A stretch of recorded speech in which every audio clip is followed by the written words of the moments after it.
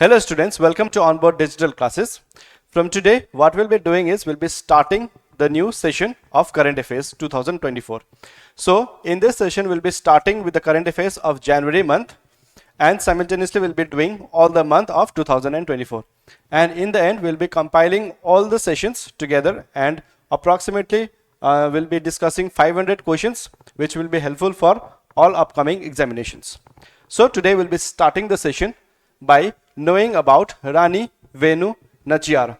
We all have heard about Rani Lakshmi Bai of Jhansi, haven't we? But I don't think so many people have heard about Rani Velu Nachiyar.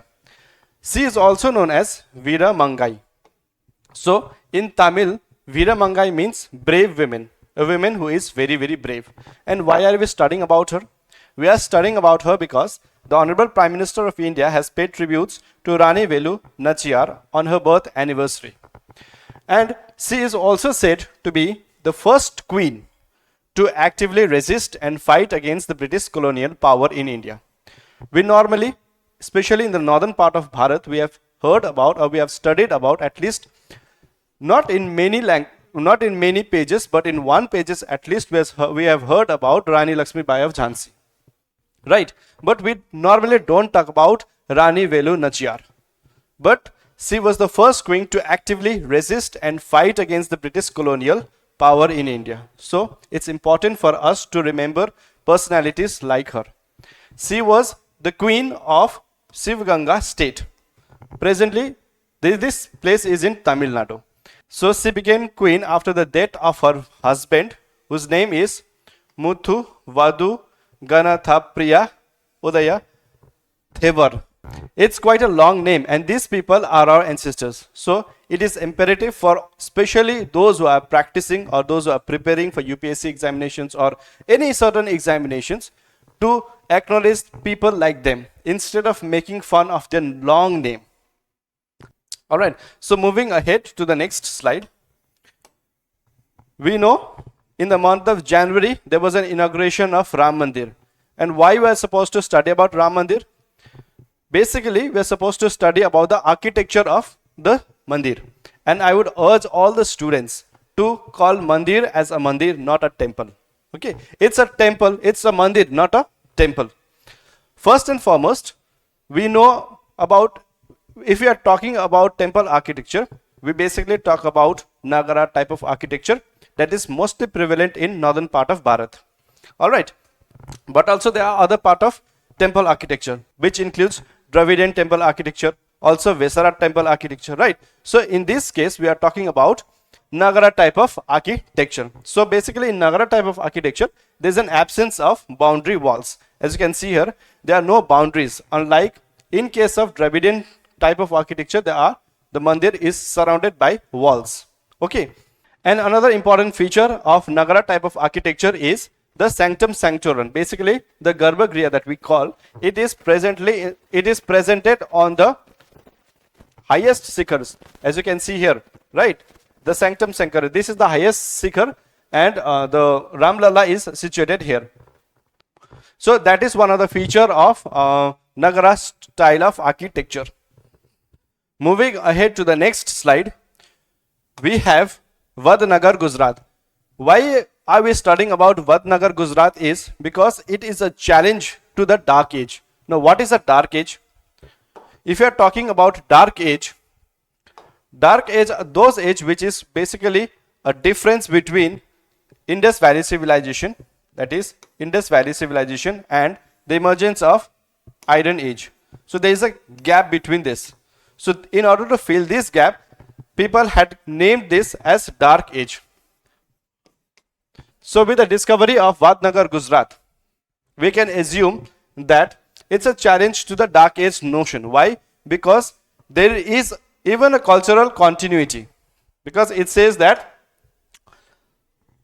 because of this finding, we are able to connect our cultural roots till today. And this implies the cultural continuity in India for the last 5,500 years. As you can see here in this image, this is how the Archaeological Survey of India digs, and with the help of IIT Kharagpur. They dug this place in Vadnagar, Gujarat, and they found out that even after Indus Valley civilization, there was no cultural connectivity which is lost in Bharat. Okay, and here we can see that Archaeological Survey of India is also there. Who is the founder of Archaeological Survey of India? His name is Alexander Cunningham. Okay, he is the founder or the founder of Archaeological Survey of India. Moving ahead, it is Chandubi festival. Chandubi festival is basically a festival which is celebrated in Assam. Normally, in the normal dialect, it is also called Akhom. Okay, so it is a 5-day long festival celebrated on the first day of New Year. Okay, it is situated in the state of Assam, Assam, the state that unfolds along the scenic Chandubi Lake. As you can see here in this picture, this is Chandubi Lake. Okay, and what is the objective? Objective of this festival is to promote ecotourism and in the biodiversity hotspot of Assam. And the environmental focus about this festival is the festival serves as the platform to address the declining water levels of the lake, emphasizing the need for conservation efforts. So it's very important for us to know about this festival because it is dedicated to environment. And if as a society, if we can imbibe this type of culture in our traditions, then it's a perfect way for the world to live in. So next is law against hit and run. The government tried to bring a law against hit and run. So as you know that we have replaced Indian Penal Code 1860. Recently we have replaced this. And now it's called BNS. What is BNS? Bharatiya Nyaya Sanhita. Okay. And there is a provision in section 106(2). What is it? Says that if a person comes and rams a person and kills, and the person flees away, the person is going to get 10 years in imprisonment. 10 years imprisonment. Okay. And another section 106(1) says that if the person comes and hits a person and the person is dead, but the person informs the concerned authority or the local authority, in that case the person who is hit is going to go for 5 years of jail. So this was basically the provision. All right. So but then there was a protest against this. Why the protest? Because these people say that this punishment is extremely harsh according to them. Yes, this is excessively severe. According to these people who are objecting, you're supposed to be quite lenient on the person who has actually killed someone. You're not supposed to give them jail of 10 years. And the protesters also argue the penalties failed to consider challenging work conditions like long hours and difficulty loads. So this, I don't understand from where do they bring this intellectual argument, wherein people come and say that because there is no proper roads in Bharat, there should not be some extreme or severe punishment to these people. And another concern they are raising is concern raised about potential abuse by law enforcement agencies and overall detrimental impact on the transport society. Now they are saying that if the person who has actually killed someone is punished, it's going to be a detrimental impact on the entire transport industry. So that is the amount of intellectual theft that they bring.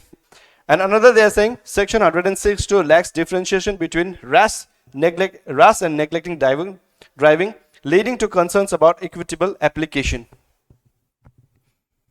So when they are presented in the court, they are going to say to the judge that how can you say the difference between I was driving rash and I was not being rash?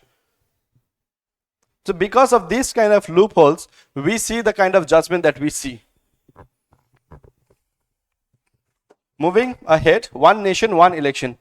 Recently, before the general election 2024, the former president of Bharat, Ramnath Kovind, gave his report of one nation, one election to the present president of Bharat, Draupadi Murmu.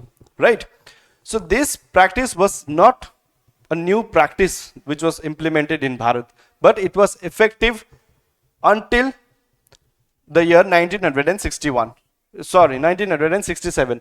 We know Bharat got independence in the year 1947, but till 1967, the practice of one nation, one election was very much prevalent in Bharat.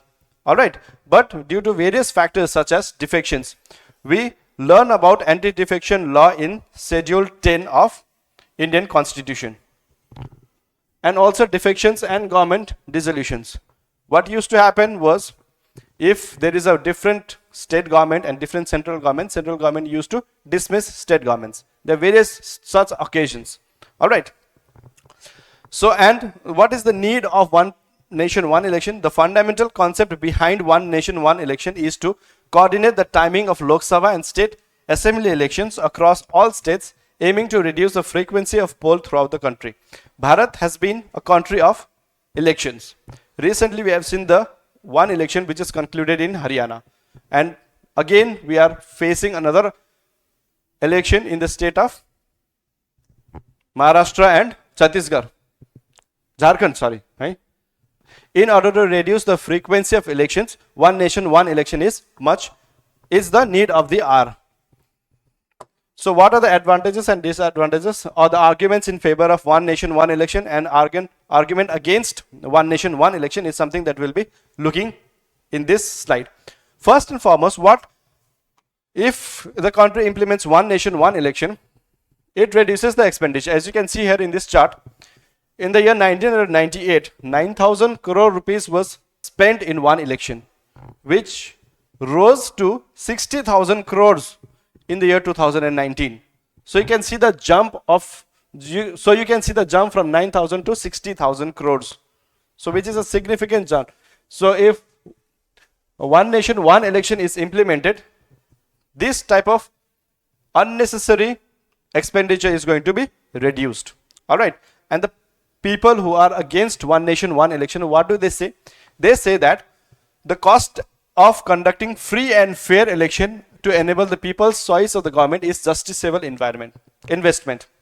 They are justifying this type of investment. Why? Because it ensures free and fair elections, according to people who are against the one nation, one election. Alright. And those people who are favoring one nation, one election says that there would be the disruption in mode of conduct. What is MCC? Mode of conduct. The moment Election Commission announces the poll date, from that very time, from that very moment, MCC is implemented. So once MCC is implemented, government cannot do any type of investments. Why? Because it influences the voters. Yes, that is the argument which is given by the people who are against this one nation, one election. And if one nation, one election is implemented, it definitely saves time. It saves considerable amount of time and money, and also optimized security forces and deployment. We have seen the state like West Bengal. In the state of West Bengal, election means violence. We have seen electoral violence rampant in the state of West Bengal. And in order to curb that election violence, what central government does is that it deploys its central forces, right? These central forces could be effectively used in some other areas, but because of elections, these central forces is used in the states like West Bengal. So it is also a waste of resources, right? So that is also the reason why government is planning to bring one nation, one election. So another very significant thing that happened in the month of January is Prithvi Vijnan. Okay, Prithvi Vijnan comes under the Ministry of Earth and Science. What it does is that this system is used for understanding and predicting weather, ocean and climate hazards. That is the use of Prithvi Vijnan. And there are various subsections of Prithvi Vijnan. One is across atmospheric and climatic research modeling observation system and services. Another is ocean service modeling application resources and technology, or SMART. What basically UPSC does is it gives a question like this. Recently, PACER was in news. This is associated with what? This type of questions UPSC generally tends to ask. And if you know that PACER is associated with Prithvi Vijnan, and this Prithvi Vijnan comes on the Ministry of Earth Science, it is easier for us to dissect the question, right? So there are various sub-schemes, like for instance PACER, SAGE. SAGE means what? Seismology and Geoscience. research, education, training and outreach, reach out. So we just have to know the full form of these subsections under Prithvi scheme. Okay. Moving ahead, we shall know about green deposits. Green deposits is nothing, it's just like a normal deposits which is accepted by the commercial banks, scheduled commercial banks. But recently RBI, Reserve Bank of India, has said that it is not compulsory for the scheduled commercial banks to accept green deposits. As you can see here, green deposits are not very different from the regular deposits that the bank accept from the customers. The only major difference is that bank promises to earmark the money that they receive as green deposits towards environment friendly products. So they cannot use. So if the bank accepts the money as green deposits, it is mandatory for the bank to use the money for economic friendly products, environmental friendly products. Okay. So, but recently RBI has said that it is not compulsory for all the scheduled commercial banks to accept green deposits. Okay. Next is free movement regime to end at Myanmar border.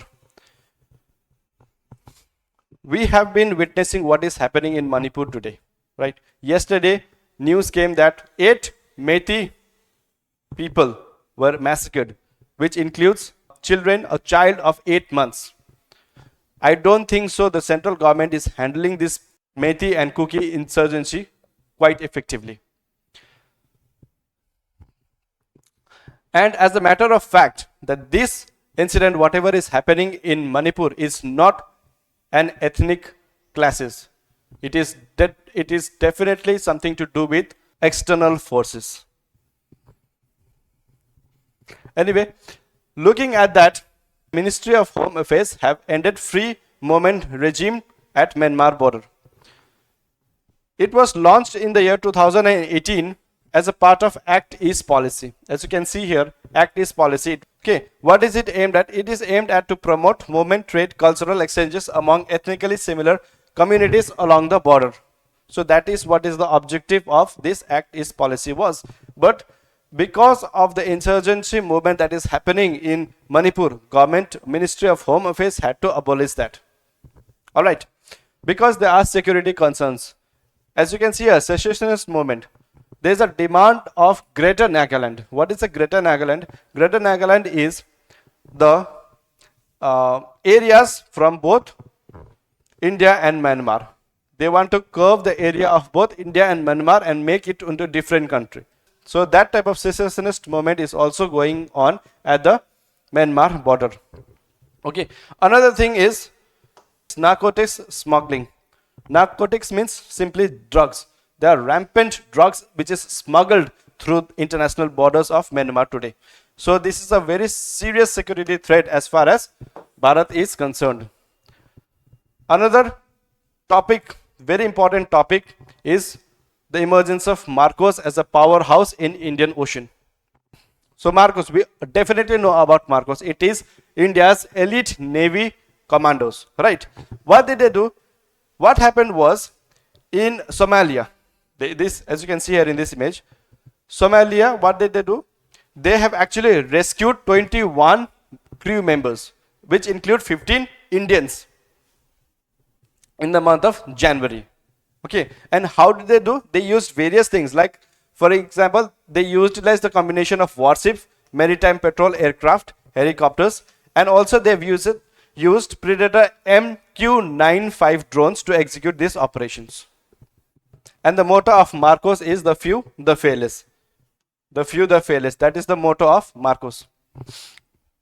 And Marcos also played a very pivotal role in 26/11 Taj Mumbai attack. Moving ahead to the next slide. There has been a positive trend in multi-dimensional poverty reduction in India. So what is the multi-dimensional poverty reduction? We normally come across poverty in India, right? Bharat is considered to be one of the most poorest nation, but there has been a significant improvement in that. And multi-dimensional poverty reduction, this is a report. It is a report which is basically published by Niti Aayog. Okay. So what Niti Aayog recent discussions paper, multi-dimensional poverty in India since 2005-06 reveals encouraging progress with 24.82 crore people escaping multidimensional poverty over the past 9 years. So over the past 9 years, 24.82 crore people have come out of extreme poverty. So this paper was conducted in the year 2005-6, 2015-16 and 2019 and 21. So to analyze the long-term trends in poverty. Alright, so there are three indicators. So there are three dimensions. One is education, one is health, another is education, and the third one is standard of living. So there are two indicators to measure health. One is nutrition and child mortality. There are two indicators to measure education, that is years of schooling and school attendance. And there are 6 indicators to measure standard of living, which includes cooking oil. I don't think you can see this, right? It's not very much visible. One is cooking oil, second is sanitation, third is drinking water, fourth is electricity, fifth is housing, and the sixth is assets. Assets, how many assets that they have. Right, so these are the indicators, and with the help of these indicators, Niti Aayog actually brings this report of multi-dimensional poverty report. And which state has shown the significant progress? Which state has shown the significant progress? It is Uttar Pradesh. Uttar Pradesh. Why? Because with 5.94 crore people escaping multi-dimensional poverty. Yes, followed by Bihar, Madhya Pradesh, and Rajasthan. So it's a positive news as far as Bharat is concerned. Moving ahead to the next slide. So in the month of January, Odisha got 7 GI tag indicators. Okay, which product in India got the first GI tag? It is Darjeeling tea. Darjeeling tea got the first GI tag. Okay, so this year 7 GI tag was given to the state of Odisha. One is Kapada Ganga shawl. This Kapada Ganga shawl is woven and embroidered by Dongaria Konda tribe.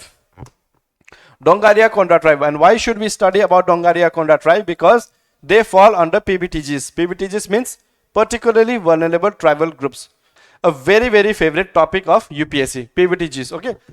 That is the reason why it becomes important. Kapada Ganga shawl. Okay. Second is Lanjia Saura painting. Why is it important? It is also known as Itidal. It is one of the oldest tribe art forms in Bharat.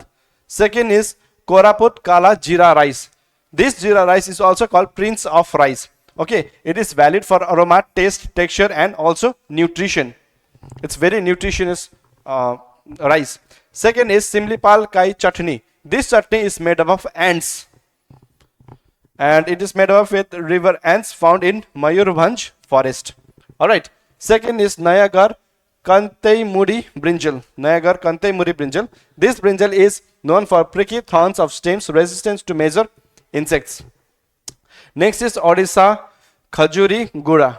It's basically gur, jaggery, extracted from date palm trees. And the last one, that is seventh, is Denkanal Madji. This is a sweet made from buffalo milk cheese, distinguished by appearance, taste, flavor, shape, size, and unique nutritional values. So these are the 7 products that Odisha recently got GI tag from the government of Bharat. Moving to the next slide.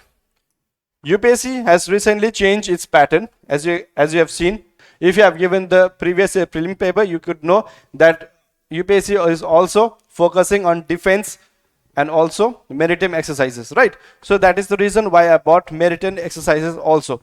First important maritime exercise was exercise Ayutthaya. Why it is important? Because it's a maiden bilateral maritime exercise, Ayutthaya, between Indian Navy and Royal Thai Navy was conducted. Yes, it is the first. Everything which is first becomes important. So Ayutthaya is first between Thailand and India, right? Second is exercise Khanjar.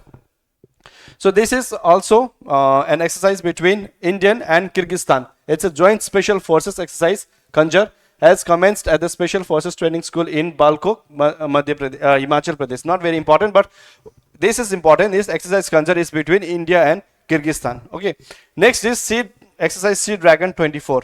It is basically not between 2 countries, but there are many countries, which includes India, Japan, South Korea, Australia, and the United States. So these are three exercises, important exercises from the month of January. Okay. And the last slide for today is Sisal plant. Why is it important? Why is this plant important? This plant is important because there was a research team at Stanford University that found that absorption capacity of a sisal based material to be higher than those in commercial menstruation pads. That means the material that is used in commercial menstruation pads, the absorption capacity of sisal plant is much more higher than that used in menstrual pads. Alright, so this becomes a very significant research, important research. And UPSC also might ask you that the conditions favorable for sisal plants to grow. Sisal plants prefer dry, permeable, sandy loam soils, right? And in India, it's specially found in states like Odisha, Jharkhand, Maharashtra, parts of Bihar, and western regions of West Bengal, and several southern states. So this comes under spaces in news section. Favorite, again, one of the favorite topic of UPSC examiner. All right, so this was the 15 most important current affairs from the month of January. And if you have liked the video, I would request you to share this video to all your family, to all your friends who are preparing for UPSC examinations and other several examinations. And also I would like you to share the video to maximum. I would see you in the next class. Thank you very much.